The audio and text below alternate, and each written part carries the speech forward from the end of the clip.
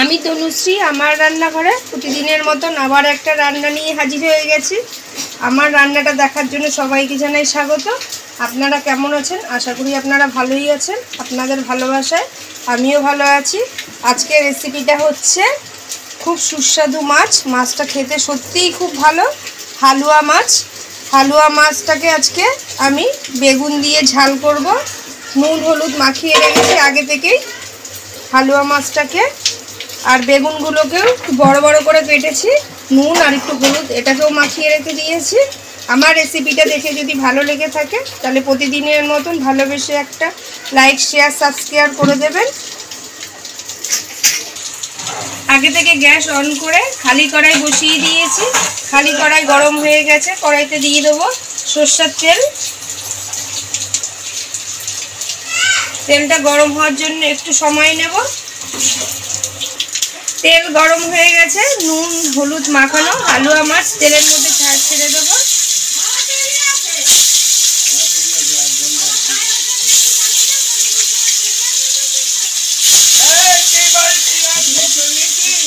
মাছটাকে এপিট ওপিট করে লাল লাল করে ভালো করে ভেজে নেব। এরকম করে পুরো মাছটাই ভেজে নিচ্ছি।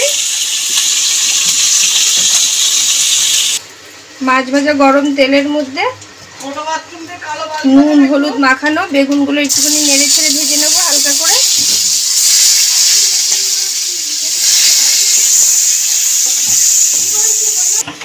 লাল লাল করে বেগুনগুলোকেও ভেজে নিয়েছি, এবার বেগুনগুলোকেও তুলে নেব।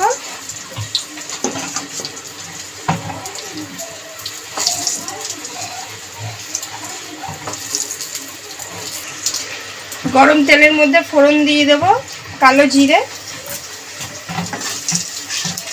নেড়ে চেড়ে ফোড়নটা ভাজা হয়ে গেছে।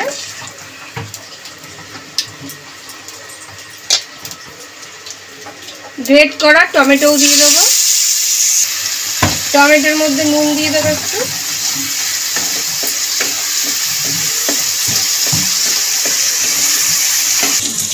মিক্সিতে আগে থেকে একটা মশলা করেই রেখেছিলাম, সাদা সর্ষে কালো সর্ষে পোস্ত আর কাঁচা লঙ্কা। টমেটো ভাজা হয়ে গেছে, এই মশলাটা এবার দিয়ে দেবো।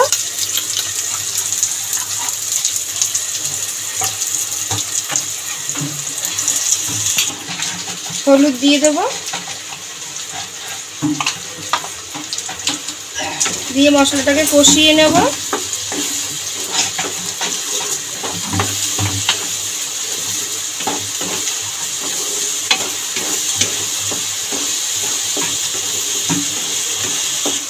টমেটোর মধ্যে আমি নুন দিয়েছিলাম, আবার স্বাদ মতন একটু মশলার মধ্যেও নুন দিয়ে দেবো।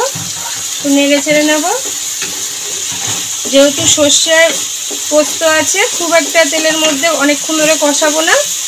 মশলা দিয়ে তেল ছাড়তেই শুরু হয়ে গেছে। ব্যাস, এবার মশলা দেওয়া জল দিয়ে দেবো।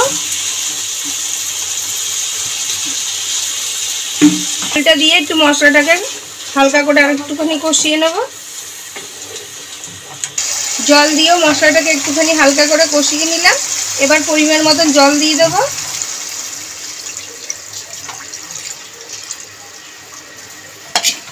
জলটা ফোটার জন্য একটুখানি সময় নেব। ঝোল ফুটে গেছে। আগে থেকে ভাজা মাছগুলো দিয়ে দিলাম ঝোলের মধ্যে। মাছগুলো দিয়ে দিয়েছি। এবার বেগুন ভেজে রেখেছিলাম, বেগুনটাও দিয়ে দেবো ঝোলের উপর।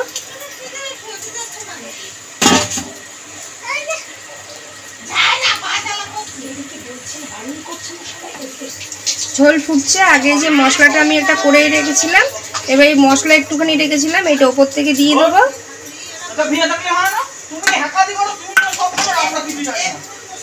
কাঁচা লঙ্কা ফাটিয়ে ফাটিয়ে দিয়ে দেবো ওপর থেকে।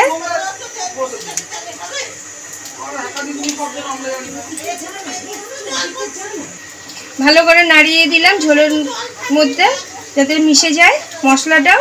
ব্যাস, এবার একটুখানি সব সমেত ফুটলেই নামিয়ে নেব। আমার হালুয়া মাছ বেগুন দিয়ে ঝাল তৈরি হয়ে যাবে। তাহলে রেডি হয়ে গেছে আমার হালুয়া মাছের ঝাল বেগুন দিয়ে। এবার আমি নামিয়ে নেব। একদিনকার হালুয়া মাছ এরকম করে খেয়ে দেখবেন হালুয়া মাছের ঝাল।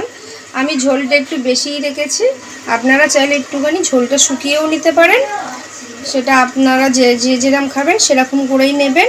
কিন্তু এরমভাবে মশলা বেটে একদিনকার করে খেয়ে দেখবেন, আশা করি দারুণ লাগবে গরম গরম ভাতের সাথে। আর হালুয়া মাছ যারা খেয়েছেন তারা তো জানেনই, একটা খুব সুন্দর সুস্বাদু মাছ।